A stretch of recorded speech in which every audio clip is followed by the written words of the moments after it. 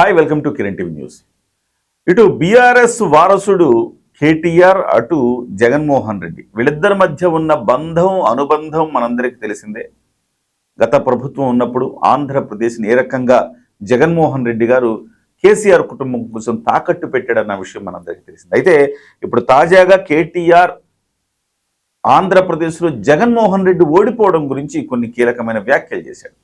ఆ వ్యాఖ్యలు ఏంటంటే, ఏపీ ఎన్నికల్లో వైసీపీ ఓడిపోవడం తనకు ఆశ్చర్యం కలిగించిందని కేటీఆర్ అన్నారు. ఓడినా 40% ఓట్లు సాధించడం మామూలు విషయం కాదన్నారు. పవన్ కళ్యాణ్ విడిగా పోటీ చేస్తే ఫలితాలు మరోలా ఉండేవి. జగన్ను ఓడించేందుకు షర్మిలను పావులా ఉపయోగించుకున్నారు. అంతకు మించి ఆమె పాత్ర ఏమీ లేదు.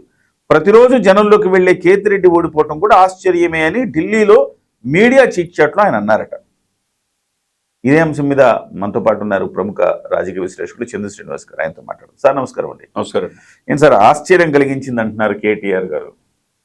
జగన్మోహన్ రెడ్డి ఓటమి అంటే ఇంకా నయమే, ఈవీఎంల వల్లే ఆయన ఓడిపోయాడని చెప్పాల. ఆ ఒక్క మాట తప్ప మిగతా అంతా కూడా జగన్మోహన్ రెడ్డి గారి మీద సానుభూతి వచనాలు అని మాట్లాడారు. ఎట్లా చూస్తారు ఈ అంశాన్ని మీరు? ఇక్కడ ప్రగతి భవన్కి ప్రజలకి చాలా గ్యాప్ వచ్చేసింది.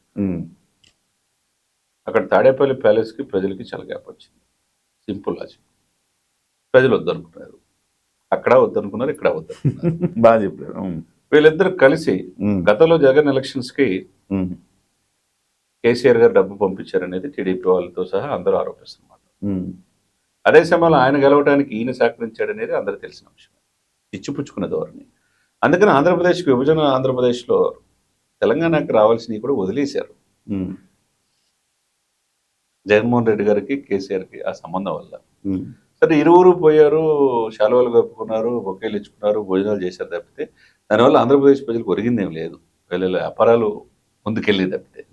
కాకపోతే మీరు అన్నట్టు ఇక కేటీఆర్ చదువుకుని ఉన్నత విద్యాభ్యాసం అమెరికా నుంచి వచ్చి పార్టీని వారసుడిగా నేనే అనుకున్న సమయంలో కవిత వచ్చి నేను అని చెప్పి వాళ్ళ మధ్య అంతర్గత కుమ్ములాట అనేది మనం చూసిన అంశం.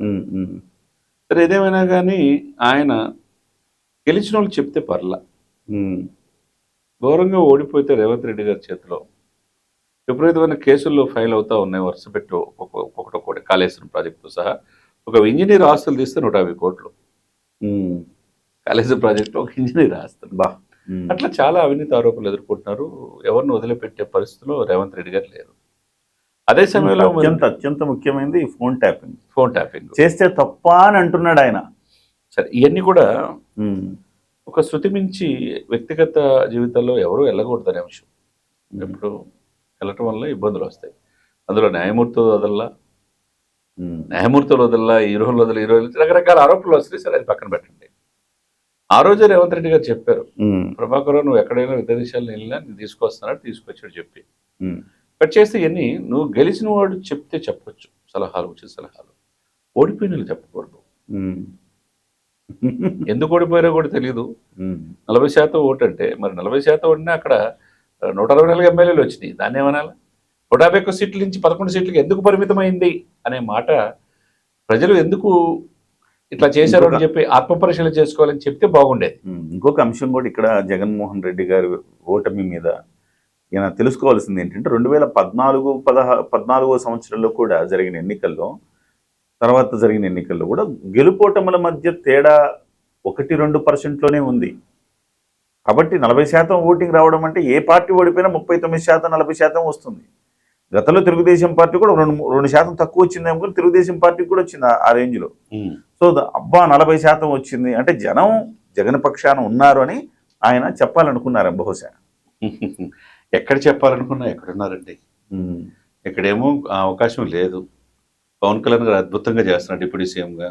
చంద్రబాబు నాయుడు తనకున్న 4 దశాబ్దాల అనుభవంతో ఎప్పుడూ లేని విధంగా పోలవరం పూర్తి చేశాడు. నేను 4 చెప్తాను సార్, 4 అంశాలు. ఒక సగటు ఆంధ్రప్రదేశ్లో పుట్టిన పౌరుడిగా, ఒక యాజ్ ఏ అనలిస్ట్గా ఒక 4 విషయాలు చెప్తాను.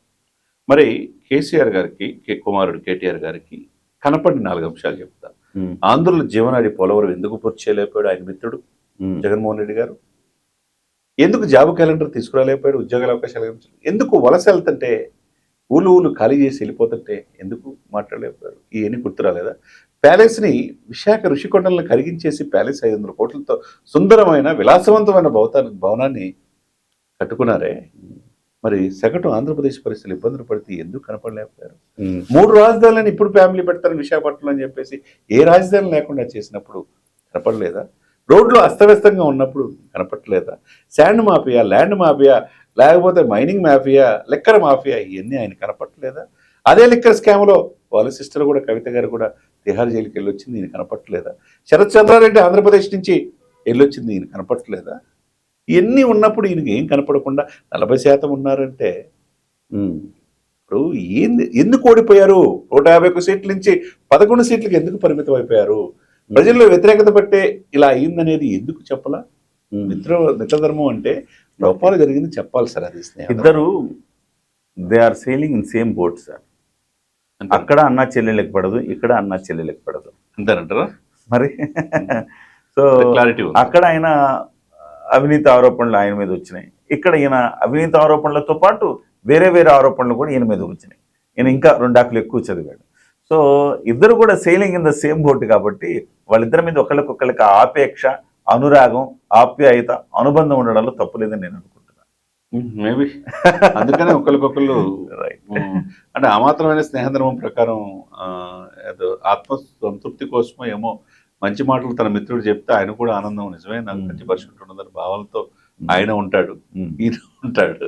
సరే, ప్రజలు అల్టిమేట్గా ప్రజలు తెలియగలాలి సార్. ఎవరిని ఎప్పుడు ఎక్కడ కూర్చోబెట్టాలో వాళ్ళకు తెలిసినంత క్లారిటీ ఎవరికి తెలియదు. Thank you sir, thank you very much.